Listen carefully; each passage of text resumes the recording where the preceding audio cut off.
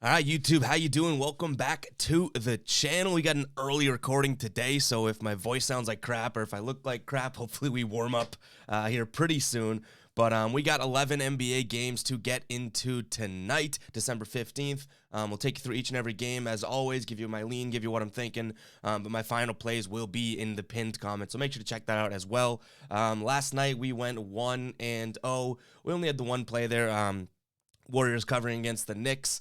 It was a small slate. I didn't want to force anything after having a terrible night the night before, so I figured, one game would do it, and luckily it hit. So we're back in the win column there. It was one game. We still got a lot of work to do to make up for a couple nights ago, but either way, we're back in the win column here, and we have a bunch of games tonight. But again, just keep an eye on that pinned comment for any final plays that I have. We'll go through each and every game. I'll give you what I'm thinking, but I definitely don't make a play on every single game. I don't think I can handle that much action. But guys, make sure to hit that subscribe button. We're closing around 5,000 subscribers, which is kind of crazy to say as that comes out of my mouth. Like 5,000 subscribers, I would have thought even at the beginning of this NBA season, I'd be like, God, that's not even like attainable. We're almost there, so I couldn't do that without you guys. Thank you so much for that. So hit that subscribe button, like the video, and then keep an eye out for the hashtag of the day at the end of the video here, because I want you guys commenting too. I love reading the hashtag of the day and seeing the locks and giving you guys shout outs in the next video. So keep an eye and stick around until the end of the video there. But let's get into this here. We have the Hawks traveling to Orlando to take on the Magic here. Magic getting 7.5 points at home. This Atlanta team, we talked about them. We called them the Atlanta Pigeons on the road, earlier in the year, but they did end up winning a few road games. They're now 4-9 against the spread at home, 5-8 away. So they are told you it was an early recording. They're 4-9 against the spread away, and then 5-8 again, just straight up away. So they aren't really the Atlanta Pigeons anymore. I wish that we can continue to call them that. But Atlanta, after coming off 2 losses here to Brooklyn, and then they lost to Houston, even though Houston's red hot right now, I feel like they should have beat Houston. They were up pretty big in that game. So I do like Atlanta in this one. That number seems a little bit high for me on the road at 7.5.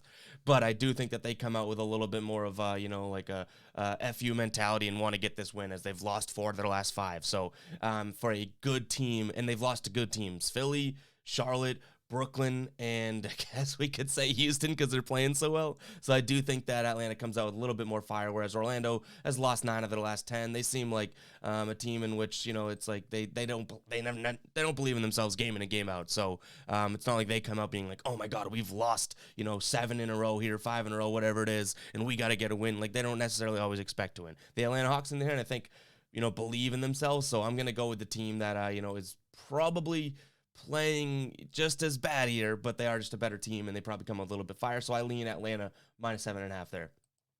Next, we have the Cavs taking on the Rockets here. Two of the hotter teams, I guess we can say. The Cavs covering wise, and then Houston. They do have a couple losses in a row there, but man, they've won 8 out of their last 10, which is something I don't think anyone thought that they were doing in this game. But they do have a bunch of injuries. Eric Gordon is out. Christian Wood is questionable. House Jr.'s out. Kevin Porter Jr.'s out. And then Green is out as well. So they have pretty much their entire lineup that would need to compete here is out. So there's no way I lean Houston here. But also, I get it. The covering Cavaliers are 23-5-1 against the spread. But I don't think I can lay 10.5 points as Cleveland. So this is probably a stay-away game for me. I just can't see this making sense in my brain. I get how well the Cavs cover. I totally understand that. But I think it's crazy talk now that we're looking at a 10.5 point spread between these two teams. So I got to stay away from this one. Let me know in the comments, guys, what you think of this game, because that is a crazy line to me. The Cleveland Cavs are red hot in terms of covering this year. I get that. But 10.5 points, even if the Rockets had 3 guys to play, I don't know. That seems like too much to me. Next, we have the Sixers hosting the Heat here. Sixers 5.5 point favorites. This Miami team, they did get a couple wins there recently. Milwaukee and Chicago, 2 good wins. But this team has kind of been up and down with all these injuries. Jimmy Butler's downgraded to out. Bam Adebayo is still out. I have a feeling, I feel like we've been saying 4 to 6 weeks for a few weeks now, so maybe he's close to his return, but not playing. Tyler Hero is questionable as well, and then Martin, who played so well when he filled in for Butler there, is out as well. A lot of injuries on this side. Philly, now, on the other hand, getting a little bit healthier here. We do have some questionable, so keep an eye on it. But, these guys have been, I feel, in and out of the injury report. Seth Curry didn't play last game, I don't think, right? So Hopefully he's healthed up and rested up and healthy, ready to go. He's questionable. Same thing with Embiid. They both are questionable right now, but if they play, I would lean Philly all day long here. They had they got stomped by Memphis by almost 30 points, or 30 points actually, just a couple nights ago. So I would definitely lean with a little bit of a that Philly team coming out with fire if healthy. I think they're obviously a lot healthier when you compare it to the Heat, so that's a plus in their favor. But I would lean Philly here -5.5. If those guys play, I wonder if that line jumps a little bit more. So I don't know. I'm gonna watch the injury report. I don't want to gamble on that line only to find out they're not playing, and then we don't have a good number. So, but keep an eye on that injury report. -5.5 right now seems like it might be a little bit too much, even if those guys play. But I still like Philly in it. I still would probably roll with that number just because this Miami Heat team ain't nothing special with these injuries. And Philly needs a win now. All right, Mavericks hosting the Lakers here. Mavericks 2-point favorites at home. In terms of injuries, Luka is still out. Willie Cauley-Stein's been downgraded to out. LeBron's probable. Dwight Howard's out. Anthony Davis is questionable. Malik Monk is out. Horton Tucker is out. So there's a lot of injuries here on both sides of it, I guess. More on the Lakers side of things, but I don't know if you could trust this Dallas team without Luka. They've won 2 straight, but they beat OKC and they beat Charlotte, and I don't know if I would necessarily, like, Charlotte was just getting some of their guys back and still have a bunch of guys out from COVID, so it wasn't really the Charlotte team that was stomping people at the beginning of the year, and obviously OKC speaks for itself.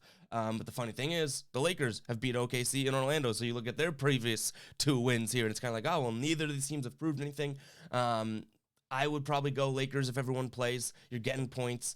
I get it, they're on the road, whatever. Like, I don't love that either. They're 5-6 against the spread on the road, but the Mavericks at home against the spread are 4-9. So it's not really like they have an advantage at home right now anyways. And then no Luka, that's going to be tough for them. So I would lean Lakers here +2. I don't love it though. You guys know that I'll be completely transparent with you guys when we talk, when we go over games here. I don't love that number whatsoever. Because I think that the Mavericks, or I don't love that play whatsoever. I think the Mavericks could still easily win this game if Porzingis has a good game, or they don't miss Luka too much. So this has a small chance of making the ticket. Keep an eye on the pin comment though for my final play there. Milwaukee -1.5 here at home against the Pacers. These teams just played. When did they play? Just at the end of November, I believe. Yeah, and the Indiana lost by 18 to Milwaukee. In terms of injuries, Holiday is questionable for Indiana. Not Milwaukee there. And on the Indiana side of things, Chris Middleton is questionable. Giannis is out. So I think that's where that line comes from. Obviously, I would lean Indiana here, getting a 1.5, only because it's sort of a revenge spot for them. I still think Milwaukee's probably a better team. If Middleton doesn't play, then I really do like this spot. If Middleton does play, I think Milwaukee might still be a little bit more of a complete team, or can play like a complete team even without Giannis. I know that's crazy talk. But I would lean revenge spot here for Indiana. They're getting a 1.5. That line might even move if Middleton gets ruled in. You might get more points. I would lean the underdog here, Indiana +1.5. Next, we have the Thunder taking on the Pelicans. Thunder +1.5. And I'm doing it. Psycho game alert. I love when we pull these out, and then I see you guys in the comments claiming to be psychos. I don't have a play on this game. These are 2 bad teams that I don't have a read on, and that I don't necessarily can't get myself to get a read on. So if you guys have a play on this game, let me know your psycho game take in the comments down below, because this is one where it's like, anything could happen. These are 2 bad teams. New Orleans, obviously, they started to win a couple games, earlier in, or I guess midway through November. They're back to being a bad team, and the Thunder have always kind of been a bad team here. Now, I will say that the Thunder are starting to lose their nickname. They were the rumbling, covering Thunder to me, but now they're back down, to 15-11 against the spread, which seems like it's really good, but they were at a very good spot just like a week ago, so that sucks for them. But this is one of those psycho game alerts. I don't have anything for you guys here, unless you're a Pelicans fan or a Thunder. I think you're a psycho if you have a true read on this game, but I want to know if you guys do. Let me know if you're a psycho in the comments. Next, we have the Spurs hosting the Hornets here. Spurs 3.5-point favorites at home. This Hornets injury report's starting to look a little bit better. LaMelo Ball is out. I think, it says with conditioning. I think that's probably just, coming back from COVID. McDaniels is upgraded to probable coming back from COVID. Plumlee questionable, and Ish Smith still out with COVID. So they're getting their guys back. Still no LaMelo. Obviously, he's huge to this team, but they're getting their guys back slowly but surely. San Antonio, no new injuries here. I like the Charlotte team. I do think that they probably still have to work, a few kinks out as they get back into the thick of things here. But I'm going to lean Charlotte. I feel like the San Antonio team, they've been winning more games lately. I think in their last 10, they've won 5 games, which it sounds like it's not that much, but this team was playing really, really bad. I feel like once they beat the Celtics, my Celtics, all of a sudden it was like, let's win some games. And they went on a little win streak, including beating Golden State within that. But I'm going to lean Charlotte here. I think that's a decent amount of points, plus 3.5. Maybe you keep an eye on that. If you can get plus 4 in this game, I do like the underdogs. I realize we're picking a lot of underdogs today, too, in terms of my leans. But I would lean Charlotte here. Very good team against the spread. They're getting their guys back. Didn't necessarily work out for them when they last played against the Mavericks. We were definitely on the wrong side of that. But I do think, they're going to get more and more comfortable. And yes, they're on the road, and I would say that, they're 7-10 against the spread on the road. Nothing like they're 10-2 at home against the spread numbers, but I'm going to lean the underdog here. I might be crazy, but that's my lean. Nuggets, 4.5-point favorites over the Timberwolves here. Nuggets kind of been playing well. I don't want to say that because I don't want to jinx this pick. But the Nuggets have been some of the sole winners in some of these bad nights that we had in the last week. They've won 3 out of their last 4 here. But in terms of injuries, their injury report is still very, very long. Rivers is questionable. Will Barton's probable. Aaron Gordon probable. Green out. And then obviously the other guys that are out for season here. But Minnesota only has D'Angelo Russell on the radar there in terms of questionable. I like Denver here. I guess I've turned into a Timberwolves hater, right? Like, you guys know that. I don't know why, but I never trust the line of the Timberwolves here. 4.5 points. I know the Nuggets have been struggling, but like I said, they've been playing better as of late. I like the Nuggets 4.5 points here against the Timberwolves. Next, we have the Jazz, minus 8.5 over the Clippers. The Clippers look like they're going to be questionable here. Questionable here with Paul George. Nicholas Batum is questionable as well. Utah, no new injuries there, or no major injuries, but the Clippers are red hot here. 5 out of their last 6 games. Utah is on a 7-game win streak and 8 out of their last 9 games as well. So you have 2 teams that are playing really well. The only reason I don't lean Utah here is because that's a lot of points. This Clippers team with Paul George, I think, can compete with anyone, or cover with anyone, I should say that. Keep it close with anyone because Paul George is so good.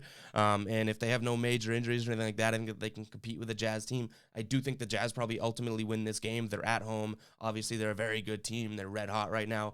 But I don't think 8.5 points is, doable for me. So I'm going to stick away from this one because I would say I like the Jazz at 8.5, but that's a huge number to take. You know what I mean? Like, I don't think I can get myself to put that number in. So it's going to be my lean, but I don't think it goes any farther than a lean.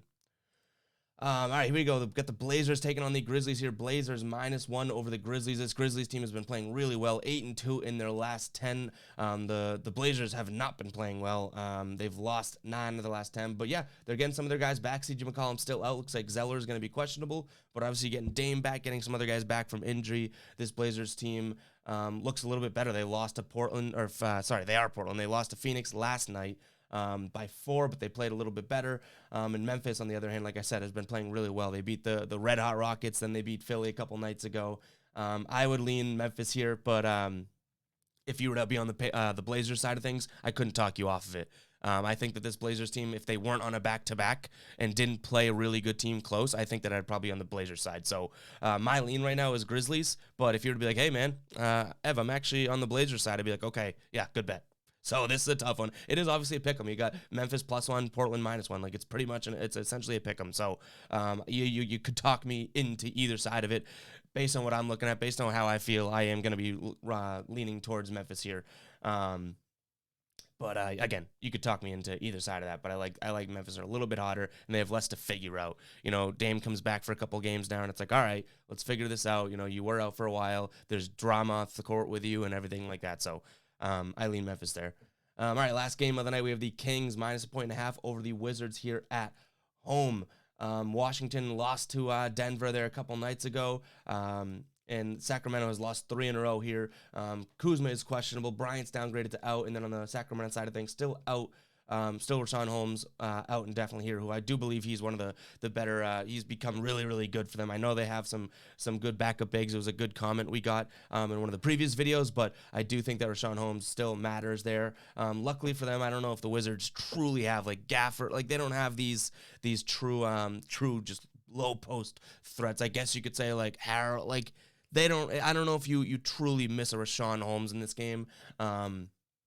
So I guess I guess I have to lean Kings here just because of the home team. I don't know if anyone can really trust this Wizards team anymore. They were playing really well earlier in the year. Now they're just kind of a streaky, like win 2 games, lose 2 games, win 3 games, lose 3 games type of a team. And you know, you can make the same argument about the Kings, but I just am rolling with the home team here. Like I can simply say that these teams I think match up fine, and I'm just leaning towards the home team. I don't know how close I am to putting this one in as a final play, but that's where I lean Kings here. But anyways, guys, that's going to wrap up the games that we had to get into tonight. Make sure to keep an eye on the pinned comment, as always, for my final plays. You know, I just go through the games and give you my leans based on my research, based on, obviously, like, if I have a gut feeling about a game, I'll tell you guys, too. So those are just, like, my leans and everything like that. Nothing's a final play or a good enough play, I should say, if I don't end up putting my money on it, and that will be in the pinned comments. Totally transparent with you guys. And we're undefeated in our last day. We're 1-0, but undefeated. Yeah, that wraps it up for the game segment of this. Let's get into the hashtag of the day. Yesterday's hashtag of the day was bounce back, and we did. It was a small bounce, but we bounced back. And here we go. We got Mitch Israel says hashtag bounce back. You're doing a parlay. Raptors plus 4.5. Just squeaked that one out by a couple points. Warriors killed it there, and then the Suns -2. They won by 4 over the Blazers. So that parlay hits. That's a 3-leg parlay, and there was only 3 games last night. So Mitch throws in he parlays every single game, and he was spot on there. So shout out to Mitch there. Yesterday's hashtag was bounce back. If you guys don't know what the hashtag of the day is, all you got to do is drop the hashtag that I'm going to give you in 2 seconds in the comments like Mitch did here. And just give me your locks. Give me what you're doing tonight, your parlay, anything like that. If you guys have a positive night, you got a chance to be featured in the next video with a shout out. And today's hashtag, we're bringing back a classic. We've used this one before. Lock. Give me your lock in the comments. I feel like we got a couple tonight. Keep an eye on that pinned comment that I do feel are really good plays. So let me know what your locks are in the comments using hashtag lock, and then give me your plays tonight. And you might be getting the shout out just like Mitch was. And I really love doing this, guys. I like shouting you guys out. And people are like, why did you do it at the end of the video? Shout someone out in the beginning. I do this segment at the end of the video, and yes, people could skip, whatever. I do this segment at the end of the video because I feel like the real ones stick through and either want to see the segment or just watch all the plays, watch the whole video. And we weed out the trash there. You know what I mean? So that's why I do it at the end. Yeah, I could give shout outs at the beginning. But that's maybe we'll switch things up in the future, but that's how we're doing it right now. Hope you guys don't mind. But plenty of people based on who uses the hashtag in the comments make it to the end of the video. So if you're getting your shout out like Mitch is, I don't think anyone could be mad. Oh, no one's seeing my shout out. People are seeing the shout out because people are dropping the next day's hashtag in the comments. So there's my 2 cents here. But anyways, guys, that's going to wrap it up for today's video. Hope everyone makes some bread tonight. Good luck, everybody. Obviously, we're doing this. We're out here having fun, doing the picks. I can't guarantee wins or on my leans or anything like that. So keep those comments to yourself. We get so many of those. Oh, your lean was wrong here. It's like, yeah, and I didn't play it, so I clearly didn't love it that much. I'm just giving you guys my picks. I tell you guys I'm a dummy all the time, so it's almost your fault if you blindly follow me. But that's what I got for you guys today. Make sure to keep an eye on that pinned comment, subscribe, hit that like button, and I'll catch you guys in the next one. Peace out.